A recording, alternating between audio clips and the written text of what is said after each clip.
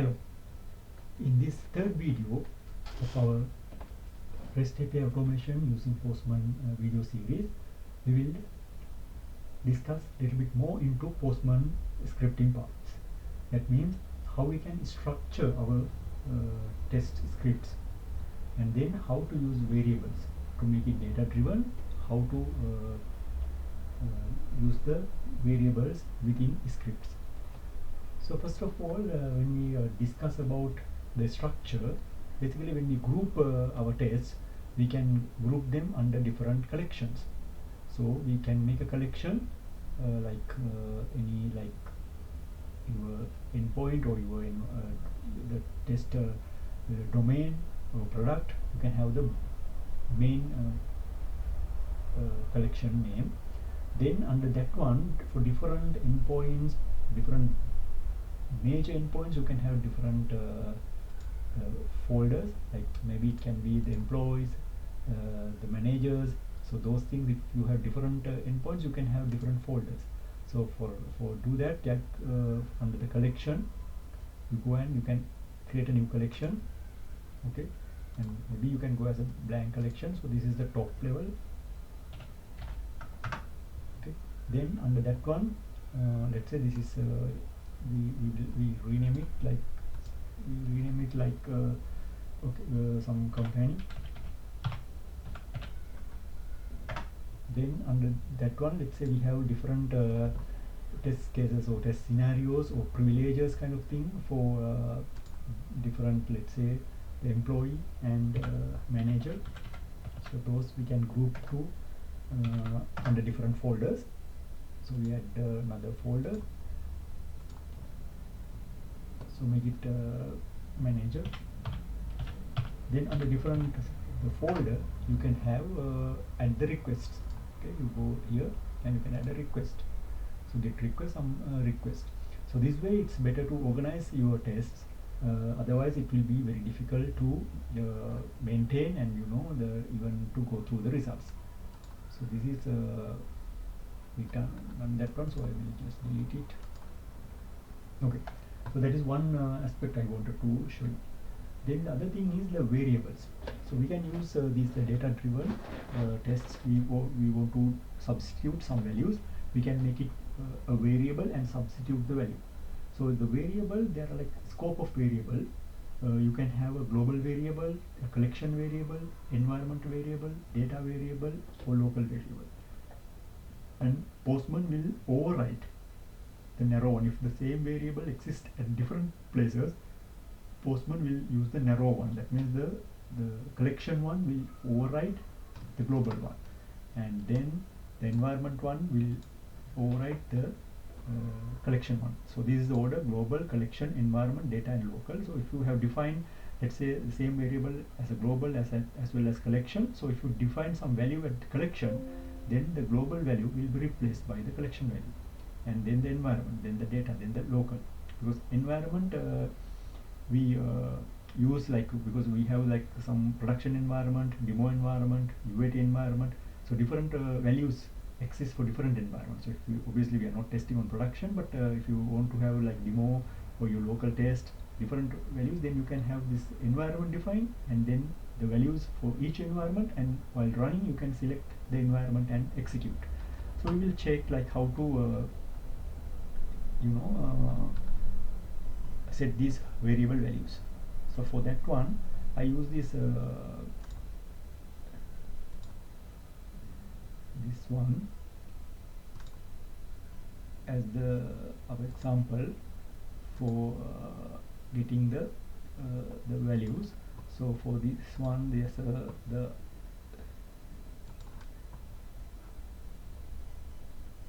URL we are using is to be a little bit different, so I will check that one first. So this is the URL we are using, this SwapDev API. We are trying to get people list. So for now, if we want to make this the URL, the base URL as a variable, what we have to do is, instead of the base URL, we substitute the variable name within two curly brackets. Okay, two curly brackets. We insert, and there's a 1% detail, it's with ID, so we use it as ID as a variable. So I will just do it from scratch, blank collection. So this is a new collection, so I'm just adding a request. The structure is not important at this point. So here what I am going to do is I just I'm removing this environment, as well as okay, there's nothing in global level, so I will remove that environment. So here, like, I will just get this one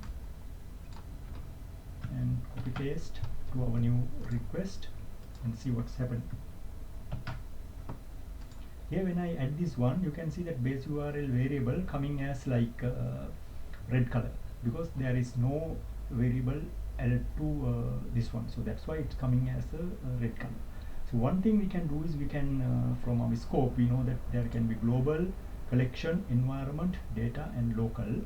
So first of all, I will add a global variable, that's the highest level, so I'm going to add a global variable. So for that one, so under the environments, there is one section called global. So global, I will add a variable name as base URL,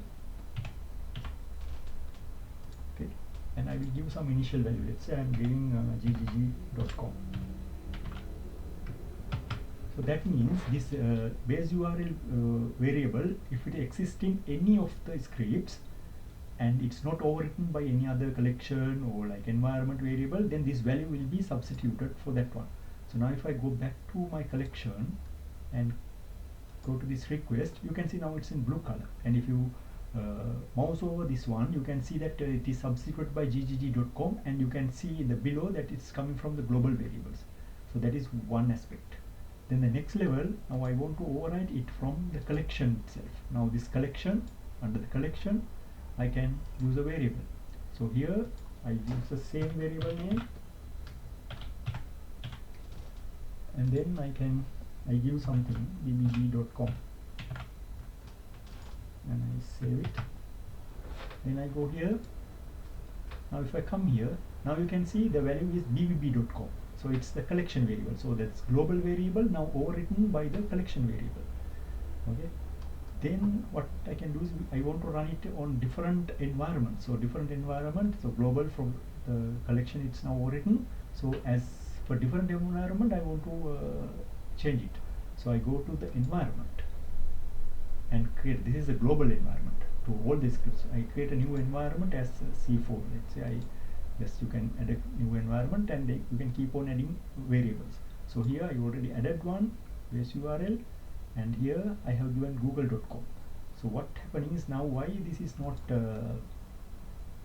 reflecting here, because global it's anyway coming, no, global everything is coming, and this is under this new collection, so that is why it's now overwritten by the collection. To say to Postman that okay, you are running on this environment, you have to select the environment from here. At the top right hand corner you can select the environment. Now if I go and select this C4 environment, now mouse over here, now you can see it's overwritten, no, google.com, the environment variable, because same base URL exists in environment level, and it's now overwritten.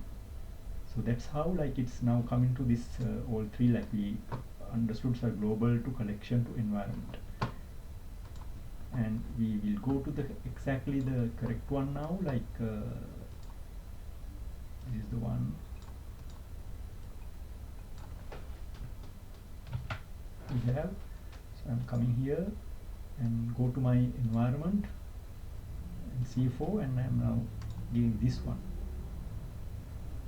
current value. I have to do the current value. Now if I come here for the collection, a new request, and you can see now it's pointing to the correct one because it's coming from the environment. So if I now send this one, even send it here, you can see the if you go to the request, like you can see it's now pointing to the correct base URL. Okay. So this is how like you override the variable. So you can have one common variable if you want, like global variable. So this is the basic things, like maybe the base URL, or like, because base URL normally, base URL also can be substituted at environment level, because demo is pointed to one URL and UAT to another URL, but it's some common values across all the scripts you use as a global. Then, like if you want to have a collection, even with the collection wise it's varying, like one collection is one value set, other collection another value set, but across demo UAT environment it's not changing.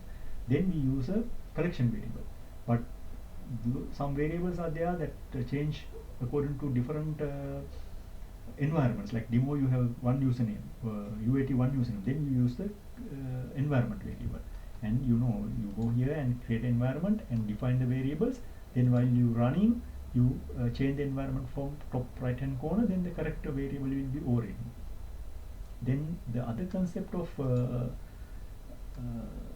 the data variable, the other level is the data variable. The data variable is like when we want to run in iterations. So you go to run collection, and then you select a file here and run like different iterations. Then that we call the data variable, because it's like a same collection, same environment, but while running we will change the data.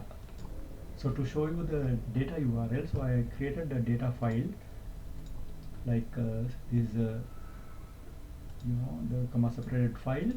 As the base URL, the variable name go as the column header, and these two I have added two values.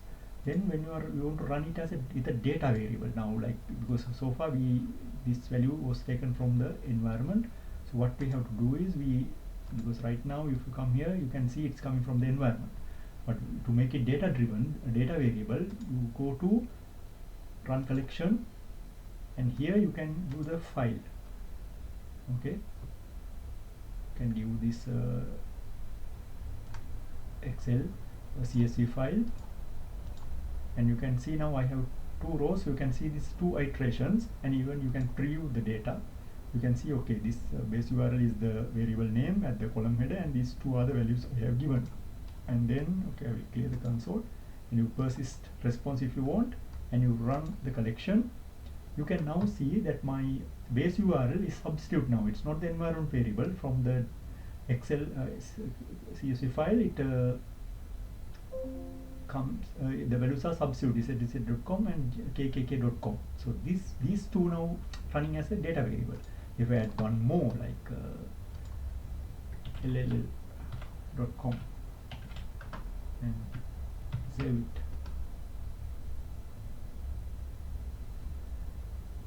Okay, then I run again, because now already the file is set. Okay, we have to get it, run collection, because if the values are changed, I think it automatically pick, but the number of iterations change. And now it's the count is 3. So if I now run this one, you can see, oh, this is not resolved, because I think I typed it wrongly, because this slash will be a problem. Data change, you can just save and run it. So now this one became ll.com. So likewise, this is what we call a data variable. So from the global variable to local variable, collection variable to environment variable to data variable. And when it comes to local variable, that means within the script we will define, you go to here, and let's say under scripts, pre-request or something, we define a variable like this way, PM, this is a postman variable set, and give a variable name and a value. So this is only for that script level. So when this script is executed, this level you define the variable, and then you use the variable within the script, and then that's it. So it's not available to any collection, other requests in the collection, or like globally, or like data driven anything. So this is the local variable. So this is the scope and how you going to parameterize your scripts using variables. And yeah, one more thing is like while running the log, I mean, any issue, you can see the console here and see what's happening. Any errors, you can check. This console will be helpful to you.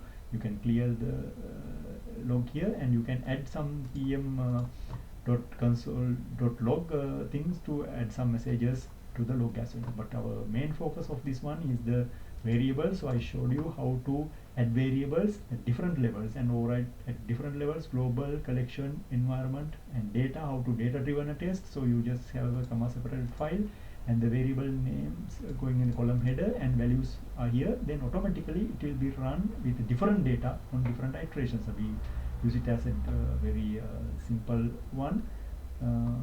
With a base URL is run, but you can do like even here, like ID, something you want to check the ID also parameterized, then you can data driven it. So that is the basic idea. So next video we can discuss about a bit of authorization and authentication stuff. Thank you.